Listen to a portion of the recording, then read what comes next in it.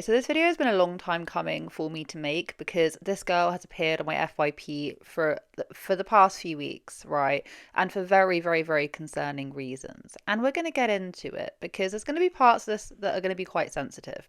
Because I'm well aware that everyone's birth story, everyone's pregnancy story is completely different. I've lived it, I understand it, I hear you, I see you.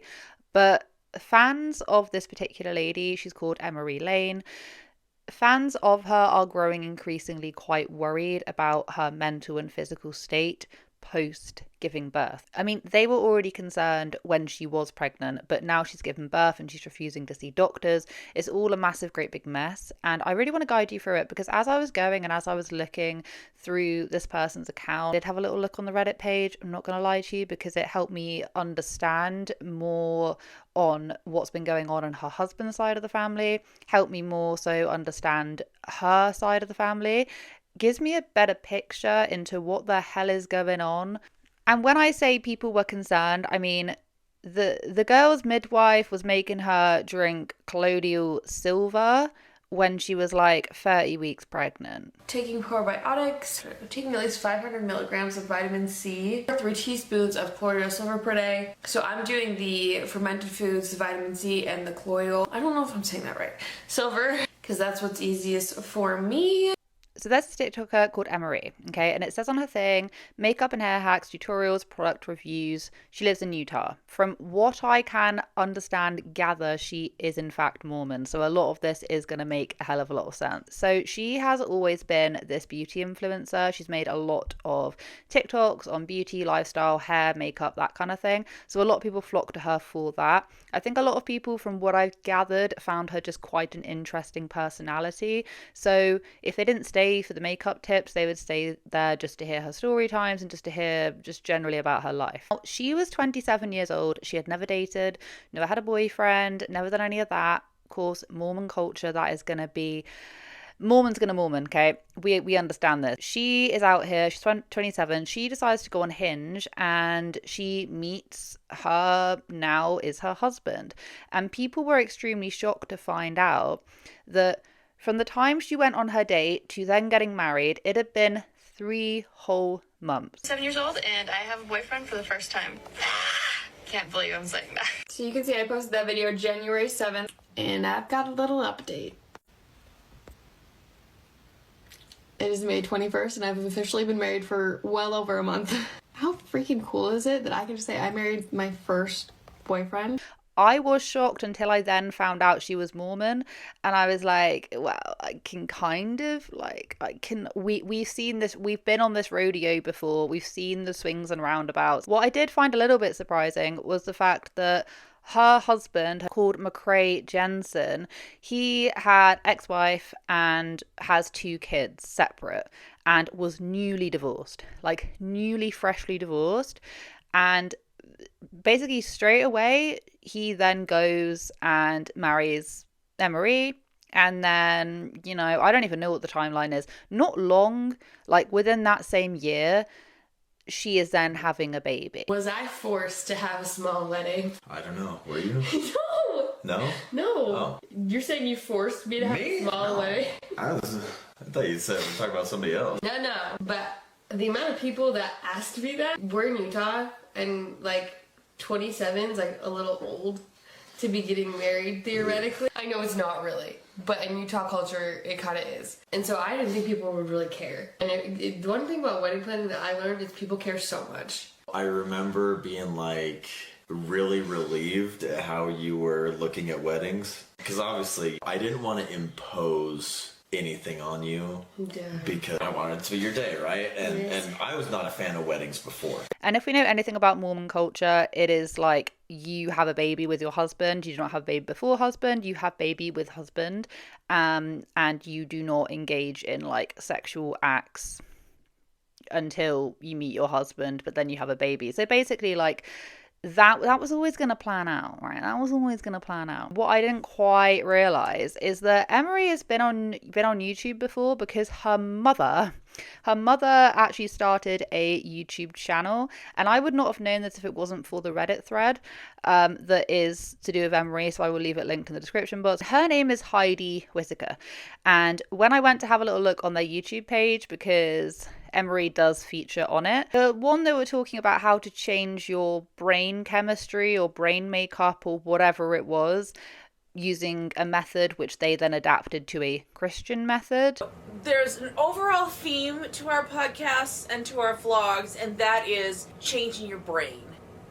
Change your brain, change your life, changing how you look at things, changing everything. Basically. Changing your results. We are not psychologists, psychiatrists, not doctors. We don't have I'm a homeschool mom.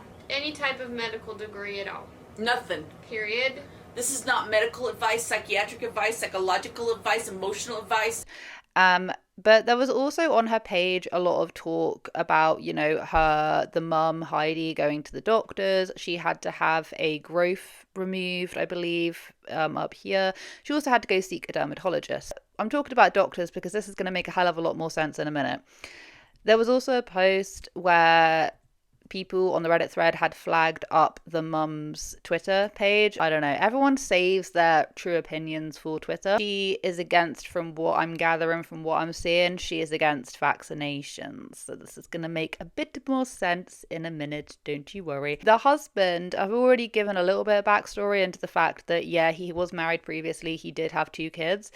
And I believe that Emery very quickly fitted into the stepmother role. I read somewhere that apparently on the engagement band or the wedding band or whatever, it actually had his kids' initials or whatever on the actual band. I haven't seen anything to confirm that, but that is what a lot of people are saying. She posts a lot, by the way. So when I say I have been doing research, I really have been doing research. But if you go onto her page, you understand what I mean. She posts multiple times a day. What the Reddit thread did manage to flag up was a bit of background into her husband. And this was so interesting. So his surname is Jensen. They managed to actually find a picture of his mum and dad. And there's a whole entire news article, and McCrae is actually featured there, which is her husband. Unnamed doctor at an unnamed out-of-state hospital will decide the treatment regimen for a boy who has been diagnosed with cancer. The fate of Parker Jensen's parents will also hinge on the physician's decision, which was permitted by juvenile court judge Robert Yates in a Wednesday hearing. Darren and Barbara Jensen, I'm assuming his parents, have been charged with kidnapping for leaving the state because they didn't want their son to receive chemotherapy. Nearly a year-long treatment plan was prescribed by Primary Children's Medical Center and ordered by the boy's court-appointed guardian, who wants to take him into custody to make sure he gets it. Very interesting. Long story short, Parker Jensen cancer-free 10 years later. So he did, and I don't know if he ever got the chemotherapy. I have no idea, but we know that he appears to be happy and healthy, perhaps now. That was a 2013 article, so hopefully. Either way, the reason why I'm reading that out and the reason why I'm putting so much emphasis on medical stuff is because, unless you haven't already guessed, that is a lot of the problems that we are seeing with her channel, and what her fans are saying is the problem.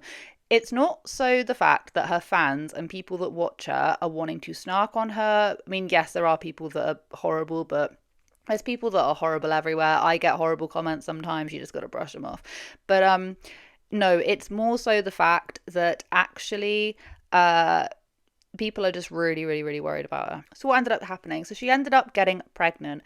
And there was a video that I saw where she was discussing things that she's not going to do. Never in a million years we'll be doing a membrane sweep. Heavens no. Especially for your first pregnancy, they're not greatly effective. And I want this baby to cook in there for as long as possible, which means no membrane sweeps. And speaking of that, I'm not doing anything in general make it so the baby comes faster. Of course, I'm gonna start drinking the raspberry tea when I'm supposed to, dates, pineapple juice, all the little things, not drinking castor oil. No way, Jose. First of all, I heard that's really bad for you. It might be kind of obvious, but your girl is doing a natural birth. So no medication. And is that like slightly scary? Yeah, because never been in labor before. Not excited about that, obviously. Very excited to see the baby, not excited to go through the process of laboring. So doing it unmedicated, I am a little nervous, but I have faith in my body and in everyone else that's helping me get through it. So what she's not going to do is membrane sweeps, which if you've never had a baby before, around the time of your due date, usually after your due date's come and gone, a midwife, a doctor will offer you a sweep where they basically like sweep your membranes. It's not a very comfortable experience. The only way that I can describe it, it's like when you get a smear, but a bit more proddy. It's not, I didn't like it, not very comfortable, but I had it with my first. Anyway, so she's saying that she doesn't want to do anything that will induce labor naturally. She also will not take castor oil. She also wants to have a fully natural birth.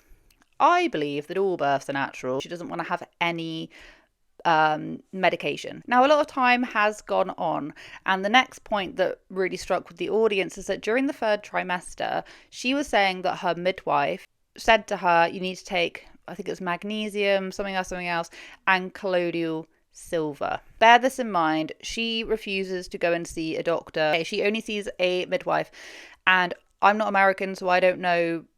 I would have no idea even how to research the different grades of midwives, but all I'm aware is that people have been saying that the midwife that she has doesn't have all of the credentials, and it says very, very, very, very, very clearly not to take it.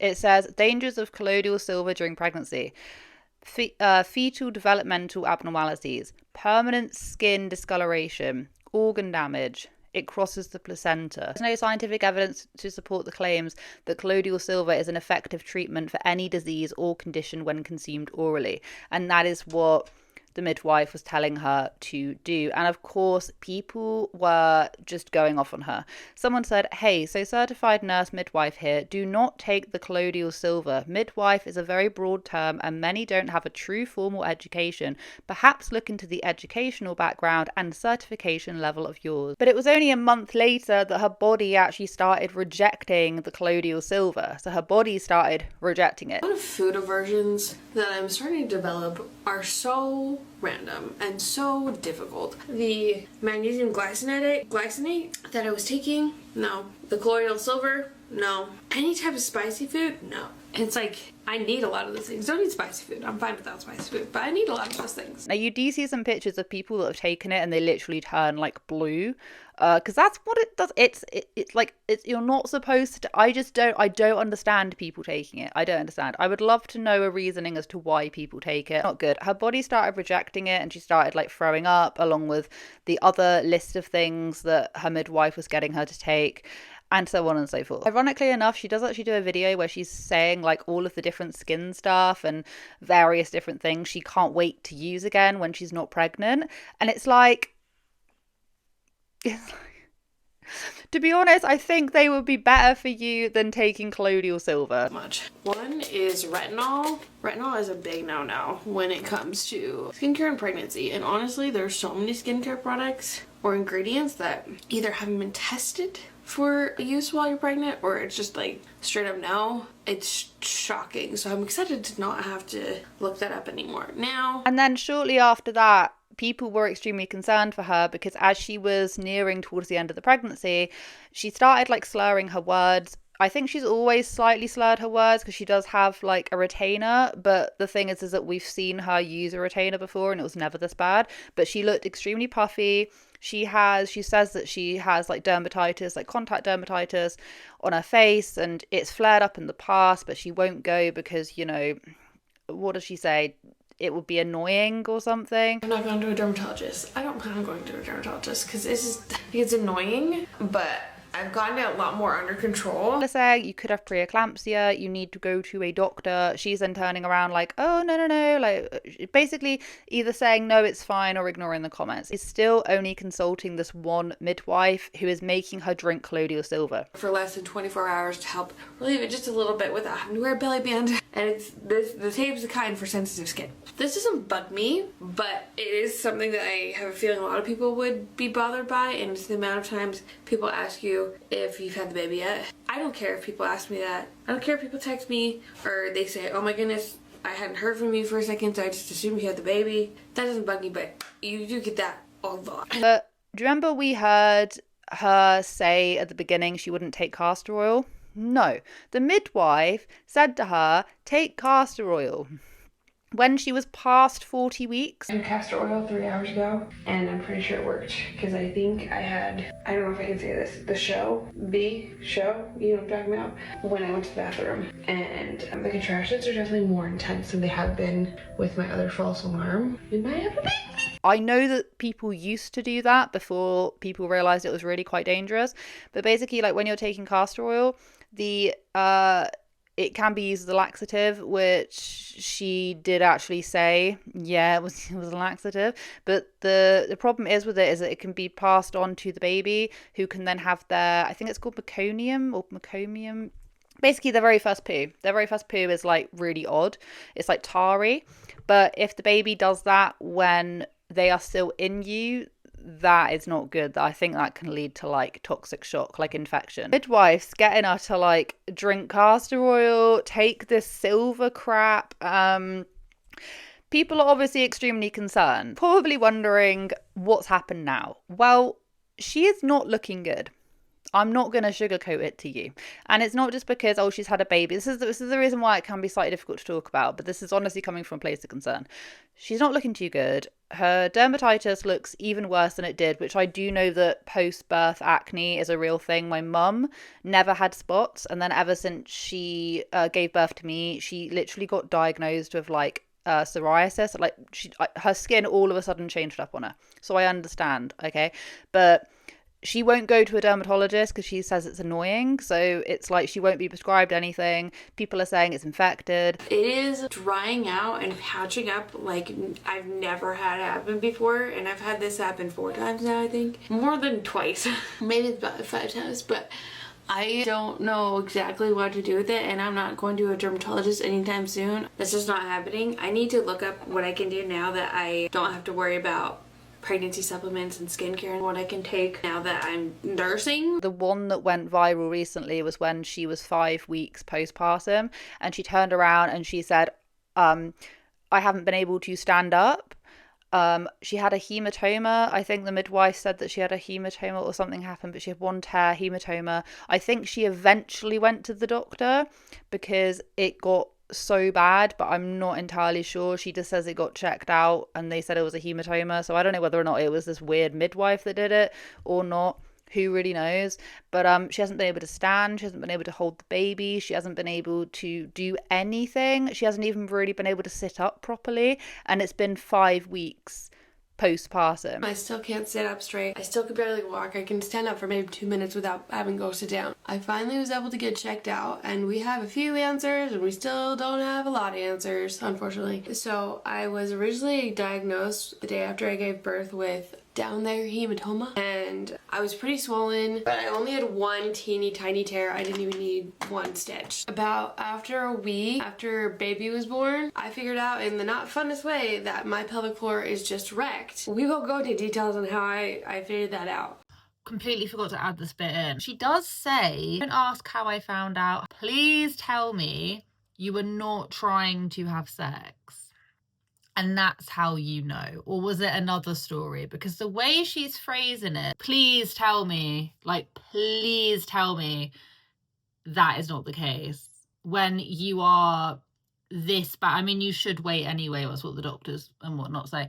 But when she's been suffering this badly postpartum, if they were even thinking about sex, that is mental behaviour. But I talked to my midwife about it, and she's like, that's definitely your pelvic floor. You're probably going to need to do pelvic floor therapy. And we just kind of left it at that. But as the weeks went by, I still was in so much pain. Now, I wasn't in the amount of pain I was in at the very beginning. I can walk by myself, just not for very long. If I arrange myself right, so I'm just sitting on one side of my bum, kind of sort of sit up straight. I can't sit on hard chairs though. They need to be cushioned. Stuff like that. And so I got checked out yesterday, and the hematoma, which I thought was the cause of the pain, is about 85% better. I don't need to get it drained. It's healing. It's just taking a little bit longer, but like, it's gonna be fine.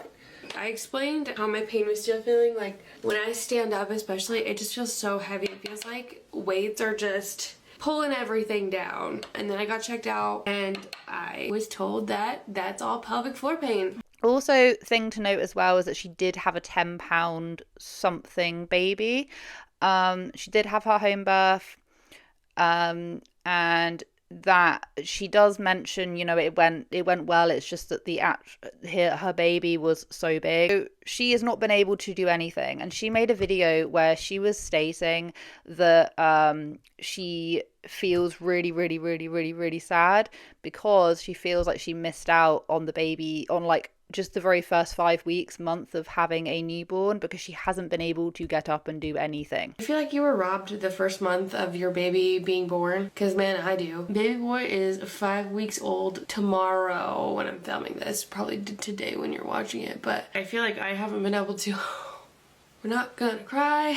I feel like I really haven't been able to enjoy it because I'm still recovering and I can't function. I still can't take care of him like 100% by myself. I still can't take care of myself, even close to 100%. And I feel like it's taking away from the fact that he's a good baby. And I can't even really enjoy the fact that he's a good baby because I'm not there physically. I can't go back to a normal life. I know when you have a baby you don't go back to normal life, but I can't like even function semi-normally to be able to really enjoy it. It's kind of a joke and kind of serious at the same time. I was joking with my husband yesterday. I was like, I feel like I got ripped off by having a huge baby. I keep seeing these videos of these newborns that are this big, and like, when you go to birth them, they're just so tiny that it's nothing.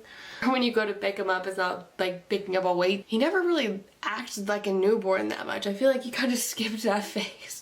And the fact that he's almost in 6-month clothes, he's 5 weeks old. What is this? So that's kind of a joke, but also serious at the same time. I feel like I got ripped off. I didn't get like a teeny tiny baby. Not that I wanted a super small baby, but like, I don't know, 8 pounds would have been nice. And I do know that obviously everyone has completely different stories, completely different. I know some people that have actually had home births, and it's gone so well, and they were up and walking within a couple of hours. You know what I mean? Like, I know some people that it went really well for them. I know other people who wanted a home birth and then it didn't happen, so they had to go to the doctors. Or I know people that like didn't even get a say because they were just told that this is going to be, you need to get to a hospital.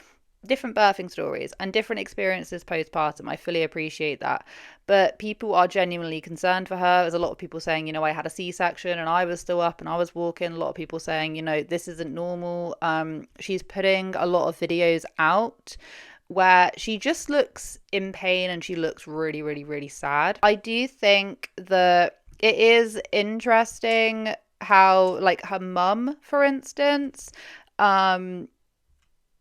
she's against vaccinations, but she will go, I think maybe reluctantly, she will go to the doctor, but then it doesn't appear like her daughter wants to whatsoever. But then the daughter's husband, with all that stuff about his brother, who they literally tried to smuggle out of state to stop him from getting chemo to treat something. I don't know whose decision this is. It might just be hers.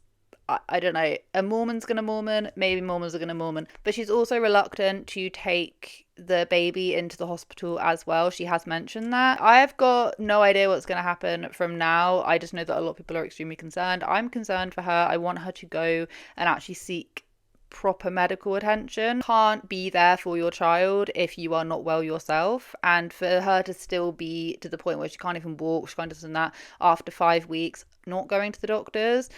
This is not normal. But looking at kind of the way that his family operate and a little bit of how her family operate, it's not surprising. That's pretty much all I've got to say for you guys today. I hope you guys have a wonderful day wherever you are in this world. Take care of each other, take care of yourselves, and I will catch up with you guys in the next video.